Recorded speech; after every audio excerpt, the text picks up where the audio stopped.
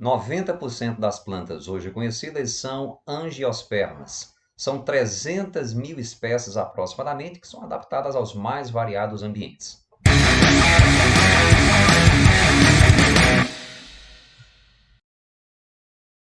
As angiospermas são plantas que apresentam raízes, caule, folhas, sementes e o que as diferencia das gimnospermas. Elas apresentam flores e frutos, estruturas que foram fundamentais, que são fundamentais para a sua dispersão na face da Terra. As flores de uma angiosperma são folhas modificadas, representadas basicamente por cálice, formado por um conjunto de sépalas, corola, formado por um conjunto de pétalas, geralmente a corola, geralmente as pétalas são coloridas. Essas estruturas são estéreis, as sépalas e as pétalas. Abaixo das sépalas nós encontramos uma pequena dilatação, conhecida como receptáculo floral. Mais abaixo, uma estrutura que liga a flor ao ramo floral, que nós chamamos de pedúnculo. Todas essas estruturas são estéreis e protegem a parte fértil dessa estrutura, da flor. Nós chamamos de gineceu, que é a parte feminina da flor, formado por estigma, estilete e ovário, e androceu, que é formado por um conjunto de estames. Os estames são formados, por sua vez, por uma pequena dilatação, onde são produzidos os grãos de pólen, que nós conhecemos como anteras, filetes e um conectivo na base. A maioria das espécies de angiospermas é hermafrodita, é monóica. Elas apresentam numa mesma flor estruturas masculinas e femininas, mas existem espécies dioicas, onde são formadas apenas flores masculinas ou flores femininas. O gametófito masculino das angiospermas, assim como ocorre nas gimnospermas, é o grão de pólen, que começa a ser formado ainda na fase de botão da flor, quando no interior das anteras nós vamos encontrar os esporângios masculinos, também conhecidos como microsporângios, que apresentam um grupo de células diploides que vai passar por meiose para formar os esporos masculinos, os micrósporos. Cada micrósporo vai passar por uma divisão celular do tipo mitose para formar uma estrutura com duas células. Uma célula maior, conhecida como célula vegetativa, será responsável pela formação do tubo polínico, fundamental para a fecundação, e uma célula menor, conhecida como célula geradora, que, por mitose, originará dois gametas. Até aqui, tudo muito parecido com o que ocorre com as gimnospermas. É isso que nós chamamos de grão de pólen, o gametófito masculino de angiospermas. No interior do ovário de uma flor, nós encontraremos uma ou mais protuberâncias que formarão os óvulos. É importante dizer aqui que os óvulos nos vegetais, as angiospermas, que são as plantas que apresentam óvulos, essas estruturas não são o gameta feminino. São estruturas que abrigarão o gameta feminino. Então, no interior das estruturas que nós conhecemos que formarão os óvulos, nós encontraremos uma célula conhecida como megasporócito, que é a célula mãe formadora de esporos, uma célula diploide, que por meiose dará origem a 4 células. 3 muito pequenas que vão degenerar. Ficará apenas um esporo, um megasporo funcional, que passará por 4 divisões mitóticas sucessivas, de modo a formar 8 células. 4 dessas 8 células migrarão para uma extremidade, 4 outras migrarão para a extremidade oposta. Posteriormente, uma célula de cada grupo migrará para o centro, formando aquilo que nós chamamos de núcleos polares. Próximo a uma abertura presente no óvulo, chamada de micrópila, que também está presente lá nas gimnospermas, nós encontraremos 3 células. Uma dessas células formará a oosfera, que é o gameta feminino. 2 outras são conhecidas como sinérgides. No polo oposto, nós encontraremos 3 outras células conhecidas como antípodas. E toda a estrutura é conhecida como saco embrionário, que representa o gametófito feminino das angiospermas. Nesse grupo de plantas ocorre uma dupla fecundação.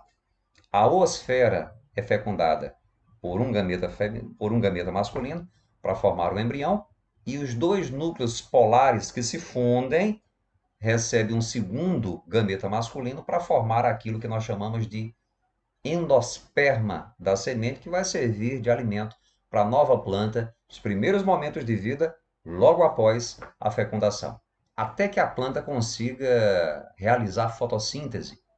Nós temos aqui a representação do ciclo de vida de uma angiosperma. Temos, inclusive, o esquema e a fotografia feita com auxílio de um microscópio de luz, da formação do tubo polínico e os gametas masculinos descendo por ele. Aqui nós temos o núcleo da célula do tubo, formadora do tubo polínico, e aqui os dois gametas, conhecidos como núcleos espermáticos ou células espermáticas, descendo por ele.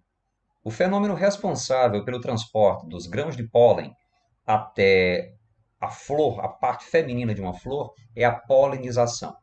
E essa polinização ela é bem específica de cada planta. Ela pode ocorrer por conta da ação do vento, é o fenômeno conhecido como anemofilia, ou pode ocorrer com a participação de animais, insetos, aves ou mesmo mamíferos, répteis e anfíbios. Geralmente são os pássaros e os insetos os envolvidos com a polinização. Plantas que são polinizadas por animais apresentam alguns atrativos, cheiro, cores, néctar, açucarado. Já as plantas polinizadas pelo vento apresentam estigma muito mais desenvolvido, como também produzem uma quantidade bem maior de grãos de pólen. Então, quando o grão de pólen atinge o estigma, forma-se o tubo polínico que vai de encontro à micrópila, a abertura do óvulo. Um dos núcleos espermáticos atinge a oosfera para formar o embrião, como já dito, uma célula diploide que vai formar o novo ser, e o segundo núcleo espermático passa adiante para fundir-se aos dois núcleos polares já fundidos. Anteriormente, será formada uma célula triploide responsável pela formação do endosperma, que servirá de alimento para uma nova planta nas suas primeiras fases de desenvolvimento. Aqui nós podemos ver o saco embrionário em evidência, o óvulo envolvendo a ele, o ovário e aqui o embrião. A gente não deve esquecer que nas angiospermas ocorre uma dupla fecundação, é uma característica do grupo. Uma oosfera é fecundada, como também os dois núcleos polares localizados no centro do saco embrionário. O óvulo, após a fecundação, se desenvolve para formar a semente. O tecido formador do envoltório do óvulo, inclusive, vai formar o tegumento da semente. Já o ovário, após a fecundação, vai formar o fruto, que inclusive pode ter participação efetiva na disseminação das espécies de angiospermas. Alguns frutos são comidos por alguns animais que, quando defecam, espalham as suas sementes.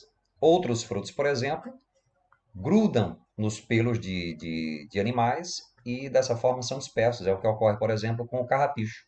Os frutos podem ser carnosos, quando apresentam um pericarpo carnoso, é o que ocorre com a maioria dos frutos conhecidos, mas eles podem também ser secos, é o que ocorre com o milho, com o girassol, com as sâmaras.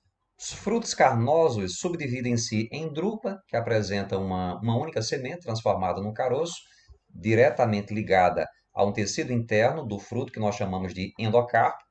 E antes que eu esqueça, um fruto ele é formado basicamente por três regiões: o epicarpo, que forma a casca do fruto, o mesocarpo, a parte carnosa intermediária, e o endocarpo, que envolve a semente. Então, nas drupas, a semente transformada em caroço único vai estar diretamente ligada ao endocarpo. Nas bagas, nós vamos encontrar várias sementes facilmente destacadas, que são facilmente separadas do fruto.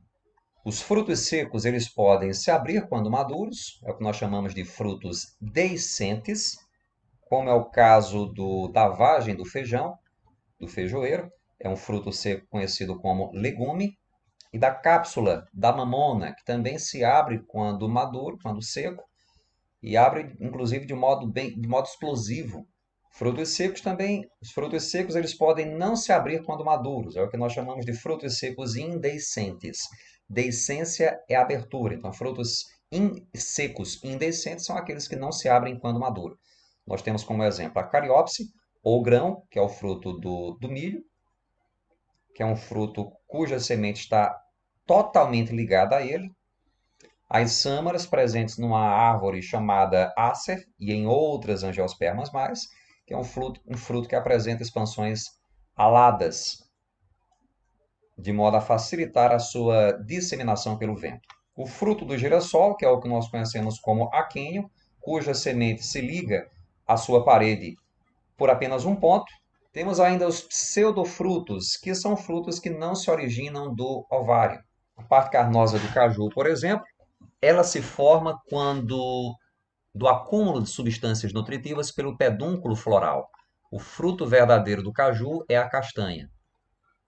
A maçã, ela se forma a partir de um desenvolvimento, de um hiperdesenvolvimento do receptáculo floral após a fecundação. A mesma coisa ocorre com a romã, que apresenta vários frutículos internos.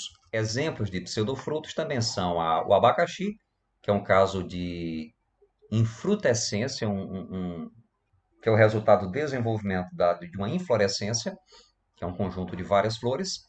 Os morangos também são pseudofrutos, falsos frutos. E a famosa fruta do conde. Cada gominho minúsculo de um morango corresponde ao fruto verdadeiro, corresponde a um ovário. A mesma coisa ocorre com a fruta do conde. Cada gominho da fruta do conde corresponde ao desenvolvimento de um ovário em particular.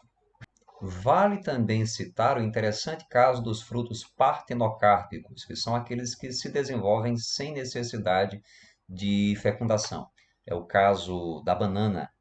A banana é um caso clássico. No entanto, existem bananas com sementes.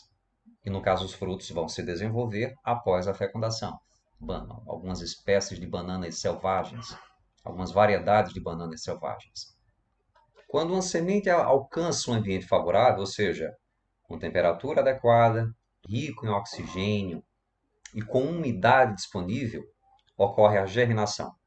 Primeiro, e o que precede a germinação é a embebição da semente, que é a absorção de água.